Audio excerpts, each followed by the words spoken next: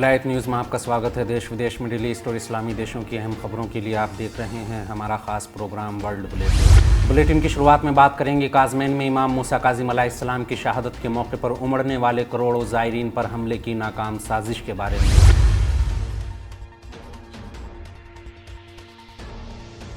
रसूल इस्लाम के 7वें जानशीन इमाम मूसा काज़िम अलैहिस्सलाम की शहादत के मौके पर उमड़ने वाले करोड़ों ज़ायरीन की भीड़ को निशाना बनाने की साजिश को इराक़ की एंटी टेररिस्ट यूनिट ने नाकाम बना दिया है। इराक़ की जॉइंट ऑपरेशन कमांड के बयान के मुताबिक इमाम काज़िम अलैहिस्सलाम की शहादत के दिन काज़मैन आने वाले ज़ायरीन की हिफाजत को यकीनी बनाने के लिए सुरक्षा एजेंसियों ने गहन सर्च अभियान चलाते हुए 12 आतंकियों को हलाक कर दिया जो ज़ायरीन पर हमले की फिराक में थे। जॉइंट ऑपरेशन कमांड के प्रवक्ता ब्रिगेडियर जनरल तहसीन अल खफाजी ने कहा कि इराक़ी फोर्सेज ने इमाम मूसा काज़िम के ज़ायरीन की सुरक्षा को यकीनी बनाने के लिए बगदाद के उत्तर, पश्चिम और दक्षिण पश्चिमी बगदाद में कई ऑपरेशन चलाते हुए आतंकियों के ठिकाने पर हवाई हमले किए, जिसमें कम से कम 12 आतंकी मारे गए।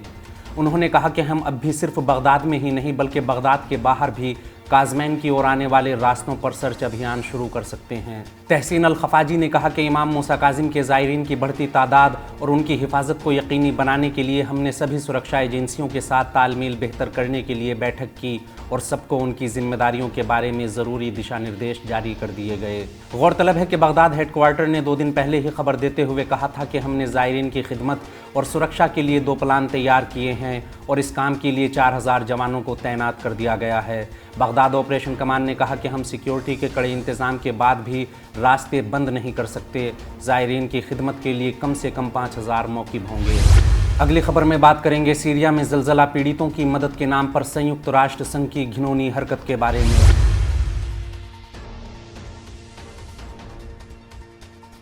संयुक्त राष्ट्र संघ सीरिया में ज़लज़ला पीड़ितों के साथ भी भेदभाव और नाटक करने की अपनी हरकतों से बाज नहीं आ रहा।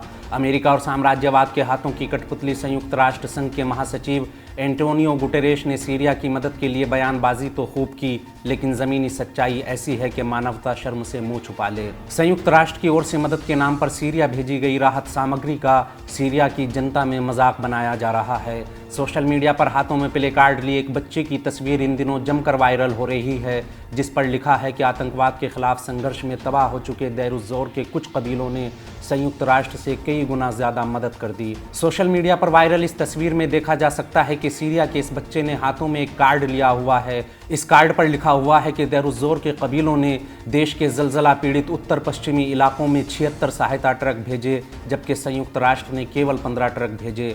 मैं संयुक्त राष्ट्र की जनरल असेंबली से अपील करता हूं कि एंटोनियो गुटेरेश की जगह मेरे दादा हुसैन को संयुक्त राष्ट्र का जनरल सेक्रेटरी बना दिया जाए। बता दें कि बुधवार की रात सीरियन मीडिया ने खबर देते हुए कहा था कि उत्तर पश्चिमी सीरिया में ज़लज़ला पीड़ितों की मदद के लिए देर-उज़-ज़ोर के कबीलों ने इमदादी सामान से लदी हुई खेप भेजी है, जिसमें बड़ी तादाद में तंबू, दवाएं और खाने पीने का सामान शामिल है। गौरतलब है कि हाल ही में मानवाधिकार मामलों में संयुक्त राष्ट्र महासचिव के सलाहकार मार्टिन ग्रिफिथ्स ने सीरिया में 7.8 की शिद्दत से आए ज़लज़ले में भारी जानी माली नुकसान के एतराफ़ के साथ ही कबूल किया था कि संयुक्त राष्ट्र संघ ज़लज़ले से पीड़ित होने वाले सीरियन लोगों की मदद करने में नाकाम रहा है। अगली खबर वहाबी आतंकवाद की आग में झुलस रहे अफ्रीका के सोमालिया से आ रही है।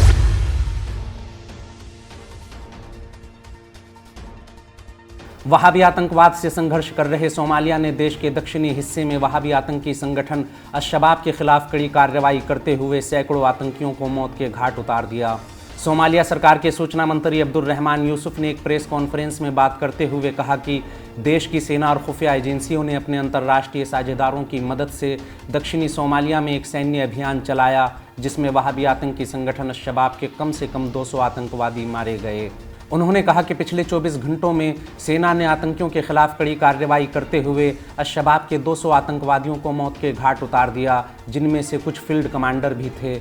सेना ने आतंकियों के पास से 300 से ज़्यादा हथियार भी जब्त किए। सोमालिया सरकार के सूचना मंत्री ने अपना बयान जारी रखते हुए कहा कि इस मिलिट्री ऑपरेशन के दौरान कई आतंकवादियों को गिरफ्तार भी किया गया। दक्षिणी सोमालिया के एक बड़े हिस्से और खासकर ग्रामीण इलाकों और छोटे छोटे शहरों पर कब्जा जमाए हुए वहाबी आतंकी संगठन अल-शबाब अब इस इलाके से राजधानी मोगादिशो और देश के अलग अलग हिस्सों में अपनी आतंकी कार्रवाई चलाता है। सोमालिया सेना ने पिछले कुछ महीनों में इस आतंकी संगठन के खिलाफ कड़ी कार्रवाई करते हुए कई इलाकों को आज़ाद कराने में कामयाबी हासिल की है।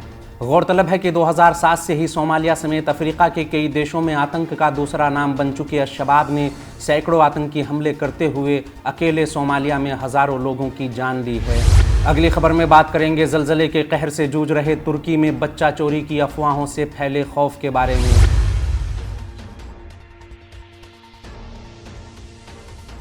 तुर्की में ज़लज़ले के कारण मरने वाले लोगों की तादाद जहां तेज़ी से बढ़ रही है, वहीं इन दिनों तुर्क मीडिया से आ रही एक खबर पीड़ितों के जख्मों पर नमक छिड़कने का काम कर रही है।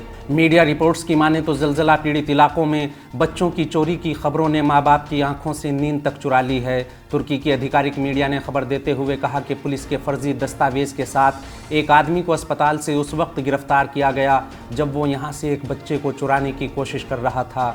मिडिल ईस्ट आई ने ज़लज़ला पीड़ित इलाकों का दौरा करते हुए आज ही इस मामले में तफसीली रिपोर्ट जारी की। रिपोर्ट के मुताबिक बुधवार को ही तुर्की पुलिस ने ज़लज़ला पीड़ितों के बीच एक अस्पताल से एक शख्स को गिरफ्तार किया जो पुलिस के फर्जी दस्तावेज के साथ था।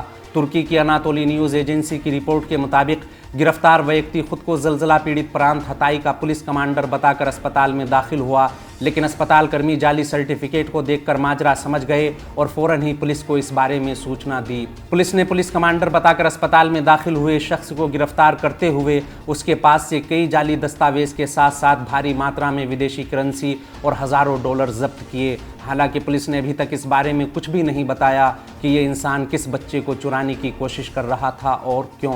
मिडिल ईस्ट से बात करते हुए कई माँ बाप ने कहा कि हम बच्चा चोरी की अफवाहों को लेकर बेहद चिंतित हैं। तुर्की के ज़लज़ले से बुरी तरह प्रभावित इलाकों में बच्चा चोरी की ये अफवाहें उस समय फैल रही हैं जब तुर्की की परिवार कल्याण मंत्री दरिया यानिक ने सोमवार को ही ऐलान किया था कि ज़लज़ले के बाद से अब तक 1362 बच्चे अपने माँ बाप से बिछड़ चुके हैं। गौरतलब है कि सीरिया और तुर्की में आए इस तबाहकुन ज़लज़ले के नतीजे में अब तक मरने वाले लोगों की तादाद बढ़कर 43,000 से ज़्यादा हो गई है। हमारा आज का बुलेटिन यहीं ख़त्म होता है। देश विदेश, मिडिल ईस्ट और इस्लामी देशों की अहम खबरें जानने के लिए विलायत न्यूज़ से जुड़े रहिए।